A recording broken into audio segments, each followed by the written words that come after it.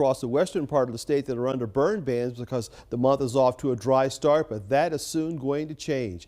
You can check out a full eclipse tonight coming up between 2:30 and 3:30 in the morning. We'll have clear skies for that total eclipse out there for tonight, and you don't need any special equipment to get out there and check that out. Temperatures nice and cool tonight in the 40s to near 50 degrees, and then during the day tomorrow we'll see a mix of clouds and sunshine across the area. Friday's going to be another day like today with temperatures well into the 70s. In fact, tomorrow should be just 1 degree off the record. We could even make it up to 80 tomorrow afternoon, and that would be our first 80-degree day of the year. We got a wind advisory in effect from 5 o'clock Friday on through 4 o'clock on Saturday afternoon for winds that are going to gust up to about 50 miles per hour, and we'll see a threat for severe storms in the pre-dawn hours on Saturday morning. Look at the winds gusting up around 30 miles per hour on Friday evening. They'll pick up as that cold front gets closer to us. Here comes the rainfall making its way into central Indiana by 5 o'clock in the morning on Saturday. Heavy rainfall and gusty winds are likely to start the day on Saturday, and we'll also see an isolated threat for severe storms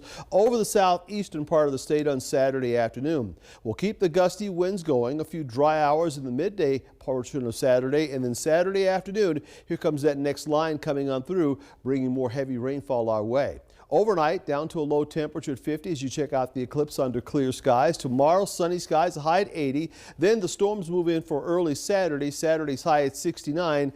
Cooler weather showers ending on Sunday, the high at 46. And for St. Patrick's Day, we'll enjoy sunshine with a high near 50 with another warm-up coming later next week. All right, Chris, thank you.